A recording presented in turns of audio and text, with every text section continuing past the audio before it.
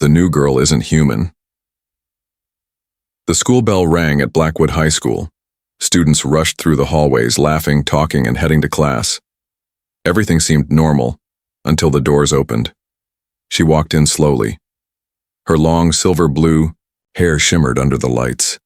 Her skin looked smooth, soft, and slightly glowing. Her eyes were deep purple, like galaxies hidden in her stare. She wore the school uniform, but somehow it looked like it belonged to a royal. Whispers began to spread. Is she human? No way. Look at her ears. Maybe she's a transfer student. From space? Her name was Zira Velith, and she was not from Earth. She came from a powerful alien race known as the Valari. Her father was the galactic ambassador, sent to Earth to build peace between humans and alien civilizations. As part of a new agreement, Zira would now study at a human school, to understand human life, as her father said. But Zira wasn't smiling. She looked nervous. Students stared. Some were amazed, others were scared. No one talked to her. She sat in the front row of her first class, alone. Mr. Grayson, the history teacher, tried to act normal. Class, please welcome our new student, Miss Zira Velith. She comes from very far away. A few students chuckled. Zira stood up and bowed, just like she was taught on her planet. Thank you. I am honored to be here. I hope we can be classmates. Her accent was strange, soft and musical. Some students giggled, others rolled their eyes. At lunch, she sat by herself again. The food confused her. She stared at the burger and poked it with her fork. Do humans eat this? A quiet boy sitting nearby noticed her. His name was Eli Carter. He had brown, messy hair and always sat alone, too. He had no friends, just books and drawings in his notebook. He walked over. It's just a cheeseburger, Eli said. You're supposed to eat it, not fight it. Zira blinked. Then slowly she smiled. Thank you, human boy. Eli laughed. You can just call me Eli. She nodded. Thank you, Eli. They started talking. She asked many questions. What is homework? Why do people wear shoes inside buildings, and why do humans lie even when they smile? Eli answered each question with a laugh or a short story. He didn't treat her like a freak. He talked to her, like a real person. But as they laughed, someone else watched from the far corner of the cafeteria. A tall figure in a black hoodie stared at Zira, unmoving. Later that day, Zira went to her next class, science. The teacher asked a tricky question about planetary motion. Zira raised her hand. Yes, Zira? The teacher asked. She walked to the board and drew symbols none of them had seen before. Circles within circles with lines and strange alien numbers. This is how my people calculate orbits, she said. The class went silent. The teacher looked stunned. That's correct, he said, but I don't even understand how. Students started whispering again. Some were impressed, others looked angry. She's showing off, get her, one girl muttered. But Zira didn't notice. She looked out the window, her eyes distant. She missed her planet already, the floating gardens, the soft blue skies, the music that played in the wind. That night, Zira sat in her small apartment room with her crystal pendant in her hands. It glowed gently, green, the color of safety. Her father had given it to her before she left. If it turns red, he warned, someone nearby means you harm. Suddenly, the crystal flickered. Yellow Zira stood up quickly and moved to the window. Nothing outside. But the light stayed yellow. Someone was watching her. Across the street, on top of a nearby building, stood a dark figure holding a small communicator. The figure whispered, Target is inside. The ambassador's daughter is alone. Back in her room, Zira looked down at her glowing crystal, her heart beating faster. Something wasn't right. She wasn't just here to study. She was being hunted. The next morning, Zira walked through the school gates with her crystal pendant hidden beneath her shirt. It still glowed yellow. That meant danger was still near. But Zira pretended everything was fine. She walked down the hallway slowly. Her long hair floated behind her, and her glowing eyes watched every corner. She didn't trust anyone, not after last night. She passed a group of human girls near the lockers. "Look at her, Miss Perfect Alien," one girl sneered. Another laughed. "Bet she thinks she's better than us." Zira didn't answer. She had learned not to react. On her home planet, reacting gave the enemy power. Here she stayed silent, strong, calm. But then a hand shoved her hard from behind. Her book spilled onto the floor. Her crystal swung out of her shirt. "Oh, look, a necklace! Let's see what alien treasure she's hiding," the same girl said, and reached to grab it. Zira moved fast. She grabbed the girl's wrist before she could touch the crystal. Her eyes glowed brighter, her voice calm but firm. "Do not touch that." The hallway went quiet. More students gathered around. A fight? With the alien girl? The human girl yanked her arm back and pushed Zira again. "Don't touch me, freak." Zira didn't move. But just before things got worse, a voice called out, "Leave her alone." It was Eli. He stepped through the crowd, looking nervous but determined. He stood between Zira and the bullies. "She hasn't done anything to you. Just stop." The girls laughed. "You're defending her? What is she, your girlfriend?" Eli blushed but didn't step away. "I don't care, just leave her alone." One of the girls scoffed. "Whatever, let's go." They walked away, but not before glaring at both of them. Zira stared at Eli. "Why did you do that?" He shrugged. "Because no one else would." She looked at him for a long time. Then slowly, she smiled. Later, during study hour, Zira sat beside Eli in the library. She opened her bag and pulled out a small glowing crystal, different from the one around her neck. "This," she whispered, "is called a trust stone. We Velari give it only to those we believe will protect us." She placed it gently into Eli's hand. It was warm and pulsing. "You earned it," she said. Eli stared at it, speechless. Suddenly, the crystal flashed red. Zira stood up fast, her eyes wide. "Someone's watching again." She looked around. The library was mostly empty, but near the back, a tall student sat behind a book, peeking over the top. He quickly looked down when Zira's eyes met his. "That's the second time I've seen him," she whispered. Eli frowned. "Do you think he's the one who followed you last night?" Zira nodded. "I feel danger around him." They tried to act normal and went back to reading, but Zira kept glancing over her shoulder.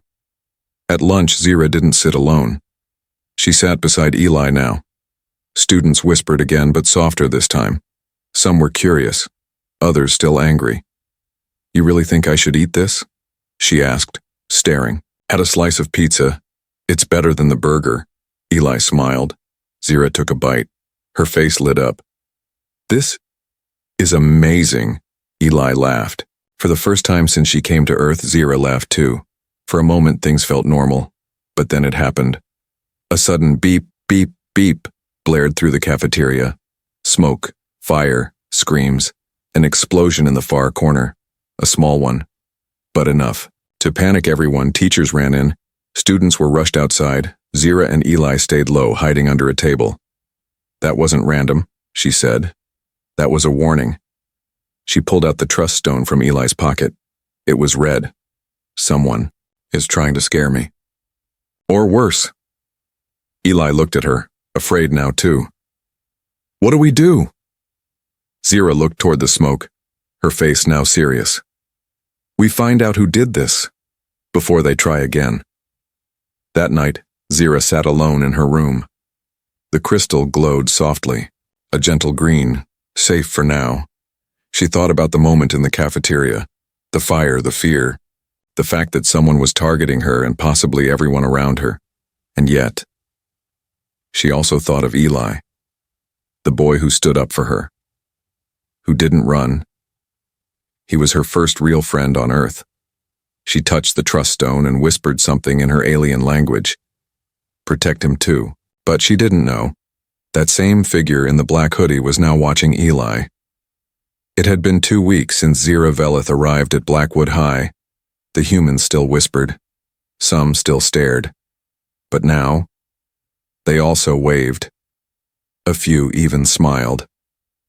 Zira didn't understand everything about human school.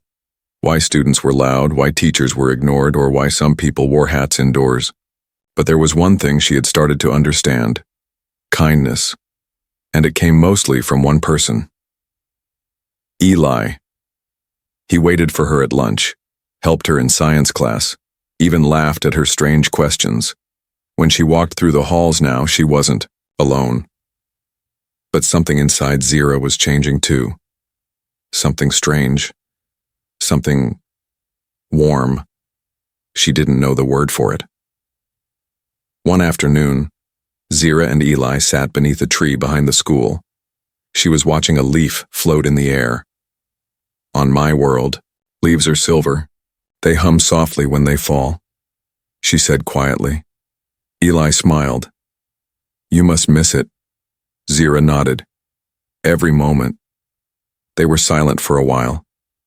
Then Eli asked, Why did you come here? I mean, to this school? Zira looked down. Her voice became softer. My father says humans are dangerous, but also special. He wanted me to understand them, not fear them. I came here to learn your ways. Eli looked surprised.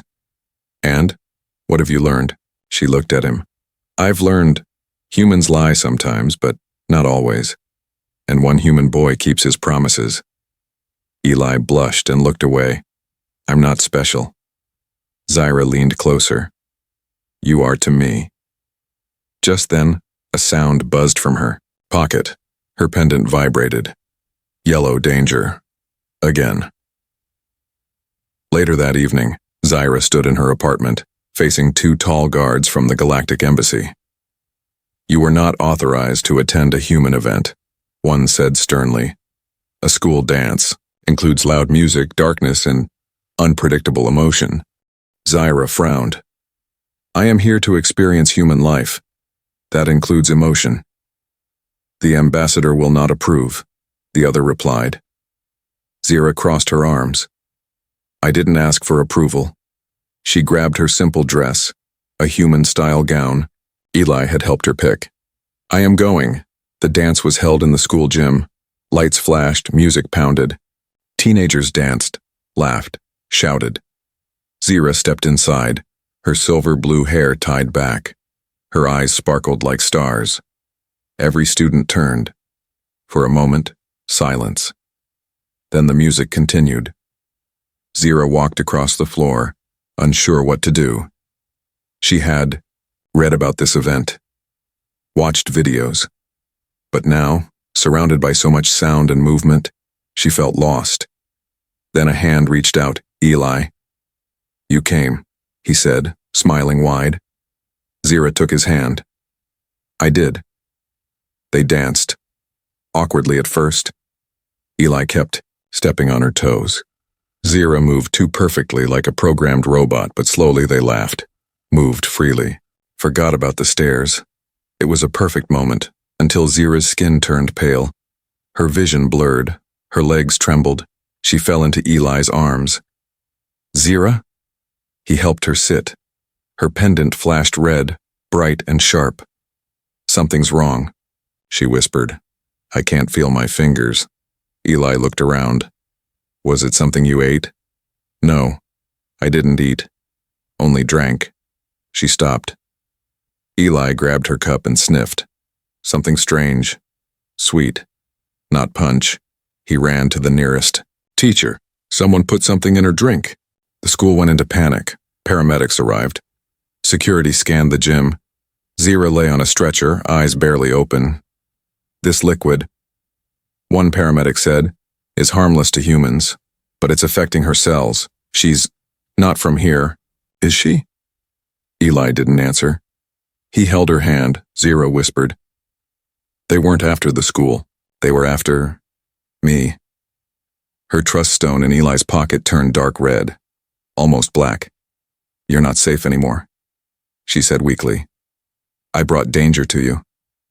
I don't care, Eli whispered. I'm staying. She stared at him, her vision fading. Why? He didn't know how to explain, but he said what he felt. Because I think I'd miss you too much. Her lips moved, a tiny smile. Then her eyes closed. Zira didn't return to school the next day. Rumors spread. Fast, someone poisoned her. No, she fainted because of Earth's gravity. She's not coming back. But Eli knew better. He looked out at the sky every night hoping for a sign. Then one day, a message appeared on his school tablet. No sender, just glowing alien, letters that slowly turned into English. Thank you for the dance, I remember every second.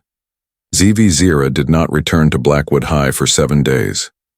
The halls felt empty without her soft voice or glowing eyes. Eli sat alone at lunch again. He stared at her usual seat, now cold and untouched. He kept her trust stone with him, but it stayed dim. No green, no red, just silent. Then, one morning, she walked back through the school gates. No announcement. No security team, just her, calm, quiet, and changed. Students gasped, some smiled, some whispered, but Zira didn't wave or stop to talk. Her eyes didn't shine like before. Eli ran to her. You're back, are you okay? Zira looked at him. Her smile was small and tired. I'm here. Eli noticed something in her hand, a dark ring, thin and metallic, wrapped around her wrist. It pulsed faintly. What's that? He asked. Zira lowered her arm. It's called a limiter. My people use it to stop emotional instability. In other words, they're controlling you. Eli asked. She didn't answer. That day, Zira avoided questions. She sat in class, silent. When teachers asked her to answer, she spoke politely but without emotion. During science, she solved a problem on the board, but her hand trembled. Eli noticed. After school, he caught up to her in the hallway. Talk to me, he said. I can't, Zira replied, eyes distant.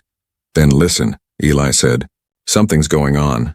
Ever since the dance, I know someone is after you and I think they're here, in the school. Zira looked around. You don't understand. It's bigger than that. Then explain. She hesitated, then pulled him into an empty classroom. She closed the door. The lights dimmed. She placed her trust stone on the desk. It turned orange. That means we're being watched, she whispered. By who? Zira leaned closer. My father told me, an enemy race, the Threxians, wants to break the peace treaty with Earth. They think humans are a threat. If they make it look like Earth attacked first, they can start a war. Eli's eyes widened. And you're the bait? Zira nodded. I'm the ambassador's daughter. If I die here, or worse, if I vanish, they'll blame humans. War will begin. Eli looked shocked. And they're doing this? From inside our school? Yes, she whispered. This place is full of cameras, perfect for spying, teachers, staff, even students. One of them is working for the enemy. That night, Eli couldn't sleep. He stared at his ceiling, heart racing. He had read sci-fi books his whole life, but never imagined he'd be inside one. He pulled out Zira's trust stone. Suddenly, it glowed yellow, then red. He sat up fast. A message appeared on his tablet. Meet me, Jim. Midnight. Come alone. Z ran. The school was dark at midnight. Silent, the air felt heavy. Eli slipped in through the side door. He stepped into the gym. Zira, he whispered. No answer, just shadows. Then, slam! The doors locked behind him. Zira, he shouted. Again. Lights turned on suddenly. But Zira wasn't there. Instead, standing near the center of the gym was someone else. Vice Principal Maris. He clapped slowly. Well done, Eli. You came. Eli stepped back. Where's Zira? Oh, she's safe for now, Maris said, smiling darkly. Then with one press on his wrist device, Maris's body shimmered. His face twisted. His skin changed. He wasn't human at all. Two yellow eyes glowed.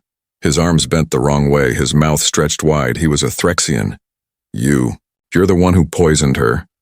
Maris didn't deny it. And now, he said, we take you both. The galaxy will believe humans betrayed us first, and your little school will be remembered as the spark of war. Eli's heart pounded. Zero won't let you. She's already under our control, Maris sneered. But just then, crack, a beam of energy shot across the room, hitting Maris and sending him flying. Smoke. Sparks. Zira stepped from the shadows, her limiter ring broken, her hands glowing with alien energy. You were wrong, she said coldly. No one controls me. Smoke filled the gym. Eli coughed, blinking through the haze. He saw Zira, standing tall, eyes glowing bright violet, energy flickering from her fingertips like silent lightning. The fake vice principal, no longer Maris but a twisted Threxian, groaned from the ground. One of his arms was bent backward and part of his disguise was melting away. You broke your limiter? Eli gasped. Zira didn't answer at first. Her voice was calm but full of strength. I remembered who I was. I am not just a student. I am my father's daughter. I carry the voice of 1,000 worlds. Eli stepped beside her. Then let's show this thing Earth has a voice too. The Threxian hissed, his yellow eyes narrowing. You're too late. There are more of us. You've already lost. Zira raised her hand again. We'll see. With a final blast of light, the Threxian was knocked unconscious. The next morning, school continued as if nothing had happened. The real vice principal, missing for weeks, was found alive in a pod under the school. He was confused, shaken but safe. As for the fake Maris, the Galactic Embassy collected his body before sunrise. No questions asked. All cameras from the gym were lost. No one in the school knew what had happened. Except a few. Zira and Eli now sat quietly in the library, whispering over a table. There are more of them, Zira said, scanning the students nearby. Threxian spies use memory tech. They erase their identities so even they believe they're human until activated. Eli shivered. So anyone here could be one of them? Yes, she whispered. Even a teacher, even a student, anyone. Later, that day, Zira and Eli met with two students who had quietly helped cover up the gym incident. Tasha, the computer genius, and Diego, a shy janitor's son who secretly fixed school systems. Zira pulled out a glowing sphere and placed it on the table. This is a Valari scanner. It shows who is human and who is not. But we must be careful. Use it too openly and we'll expose ourselves. Tasha leaned in.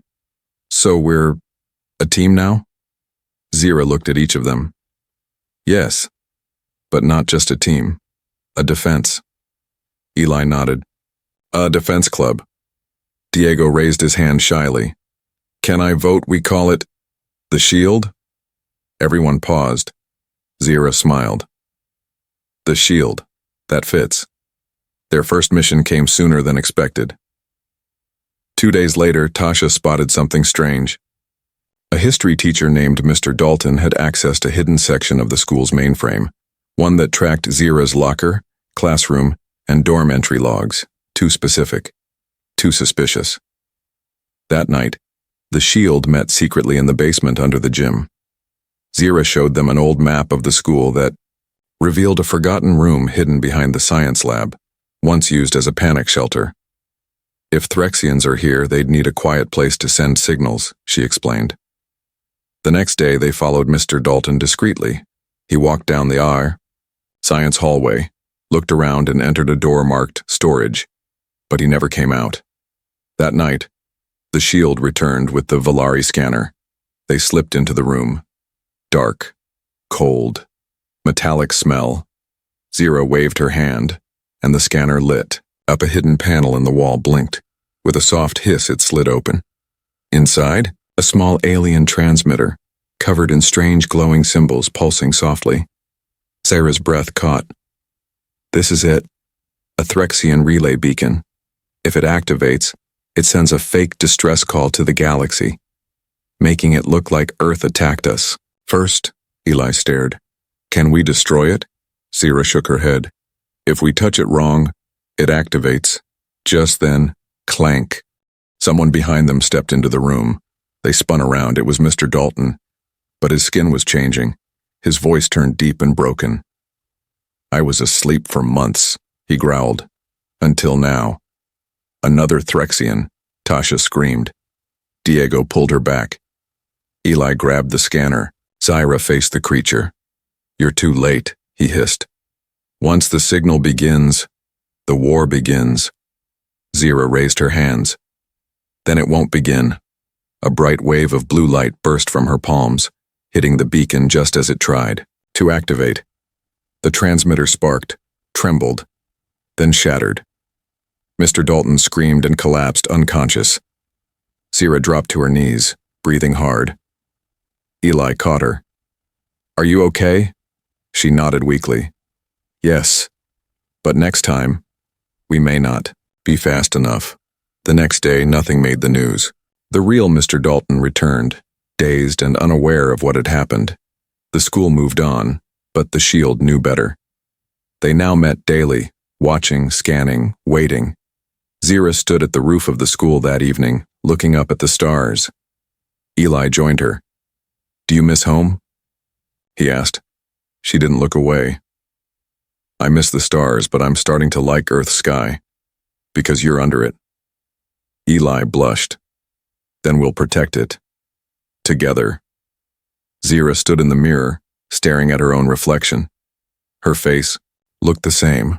Silver blue hair, violet eyes, soft glowing skin. But inside everything had changed. She used to be an ambassador's daughter, calm, obedient, a symbol of peace. Now she was a fighter, a protector, a student, and something more. She touched the faint scar on her arm from the last battle in the hidden lab. Her people would never allow such marks to remain. But she didn't want it healed. It reminded her of Earth, of her new men, of Eli. At Blackwood High, things felt quiet, but not safe. Zira could feel the tension in the walls. The way students acted normal, but something was always watching. A flicker in the hallway camera. A locked door that was unlocked the day before. She passed by students who once feared her. Some nodded now. A few smiled.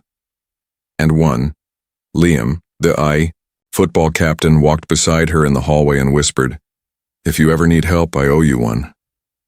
Zira looked surprised. He shrugged. "You helped my sister when that fire started. I never said thanks." She smiled softly. "You just did."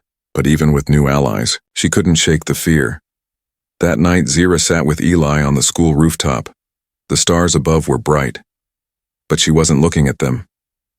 "I don't know who I can trust anymore," she whispered. Eli didn't answer right away. He sat beside her, close, quiet. "I don't know if I can even trust myself," she added. "My people say emotion is weakness, but here, it feels like strength." Eli glanced at her. "Back when you first came here, you were alone, cold. But now, you laugh, you fight for others, you protect people who once feared you. That's not weakness."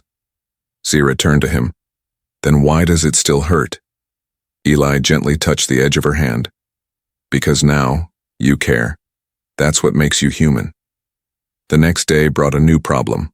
One of the Shield members, Diego, didn't show up to school. At first, no one thought much of it, but then Tasha said, "He didn't answer any of my messages. That's not normal." Worried, Zyra and Eli went to Diego's house after school. It was quiet. Too quiet. The door was open. Inside, the house was a mess. Papers scattered, furniture knocked over, and a message on the wall written in alien script. "Stay out of what you don't understand." Zira translated it, her hands shaking.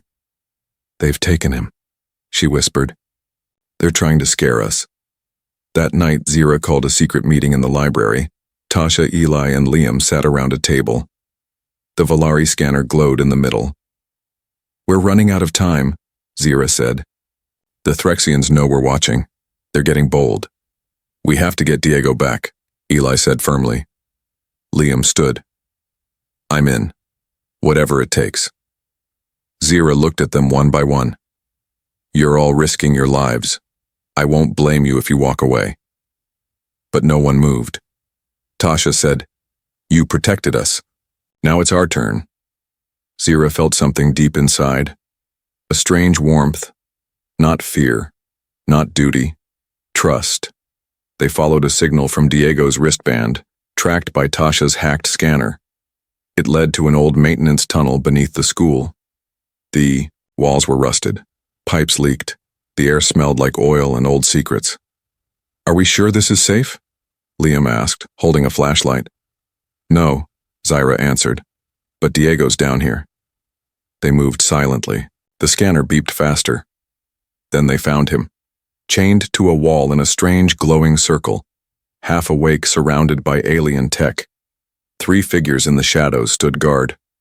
Zira raised her hand. Back away. The guards turned. 2 were disguised, students now showing their true Threxian forms. One hissed. She brought children to fight us? Eli stepped forward. Children who beat you. Twice. Zira launched first. Her energy struck one of them, knocking him back. Liam charged with a steel pipe. Tasha used a stun wand Zira had built earlier. It wasn't easy, but they fought as one. By the time the battle ended, Diego was free, and the Threxians, gone. Later, back at the rooftop, Zira sat again with Eli, her arms bruised, her dress torn, but she was smiling. You saved me again, she whispered. Eli chuckled. We save each other, that's the deal. Zira looked into his eyes. I've never had this before, not even on my planet. What? People who would fight for me.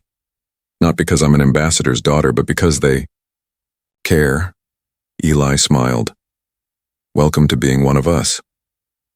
Zira leaned against his shoulder. Maybe I don't need to go back? Eli didn't answer, but his arm wrapped around her gently. Zira walked alone through the empty halls of Blackwood High. It was early morning, too early for anyone else. The lockers stood silent. The walls held memories, some painful, some precious. This school had been the beginning of her mission, and now it felt like home. But today was her last day. The Galactic Council had called her back. Officially, her study mission was over.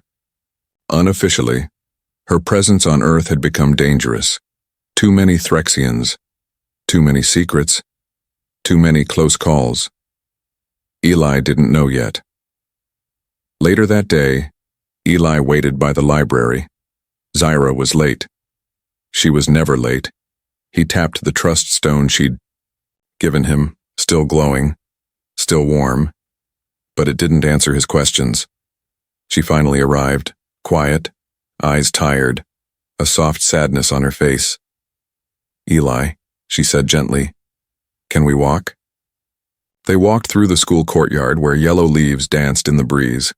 The sky was blue but heavy with something unsaid. I'm leaving, Zira said at last. Eli stopped. What? My people say it's no longer safe. The Threxians know who I am, where I am.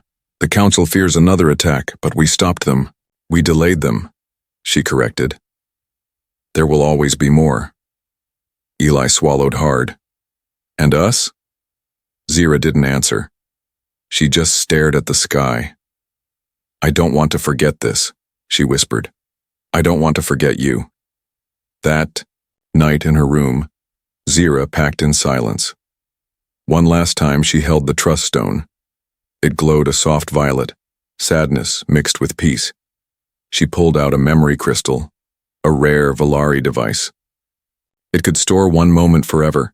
She pressed it to her chest and whispered, Save the day I danced with Eli. Save the moment I laughed, save the first time I felt human. The crystal flickered and dimmed. Then she looked at her mirror and quietly said goodbye to the girl who first arrived here, cold, nervous, and unsure. The next morning, the embassy ship hovered above the school's fields, invisible to human eyes. Zyra stood at the edge of the track, waiting. Eli ran to her, breathless. "You weren't going to say goodbye?" She turned, tears in her eyes. "I was afraid if I did, I'd stay." Eli walked closer. "Then stay." "I can't. My duty is bigger than us." Eli took her hand. "Then come back. Someday." Zyra nodded. "If I can." She gave him something, a second trust stone. New, unused. "It will glow again, if I'm ever near." He held it tightly. "I'll wait." The ship took her, gone in a flash of light swallowed by the sky, and the world kept turning. 6 months later, Blackwood High was back to normal. Almost Eli walked the halls with Tasha and Diego. Liam now ran the shield with quiet confidence. They still met weekly, still scanned, still watched. But things felt safer. Eli kept the trust stone on a chain around his neck. It never glowed, not once. He told himself that was good. It meant she was safe. But still, some nights he looked up at the stars and wondered if she was doing the same. 1 year later, graduation day, Eli stood in the crowd, cap on his head, diploma in his hand. His name was called. Cheers followed. As he stepped off the stage, something buzzed around his neck. He stopped. The trust stone was glowing. Bright violet. His eyes shot up to the crowd, no sign of her. He turned, confused, then noticed the shadow of someone behind the bleachers. He walked slowly, and there she was, Zyra, not in disguise. Not hiding. Hair glowing, eyes brighter than he remembered, wearing a simple Earth-style dress. "Hi," she said. He froze. "How?" "I told them I needed one day." She smiled. "A very important one." Eli didn't speak. He just stepped forward and hugged her. Hard. She hugged back. They stood there for a long moment, as if afraid to let go. Later, they sat under their old rooftop. The stars had come out. "I still remember everything," Zyra said, "even when I thought I wouldn't." "I remembered enough for both of us," Eli replied. She took his hand. "I'm staying a little longer this time." "Why?" "Because this world still needs watching." "Just the world?" Eli teased. Zyra leaned her head on his shoulder. "No," she whispered. "You too."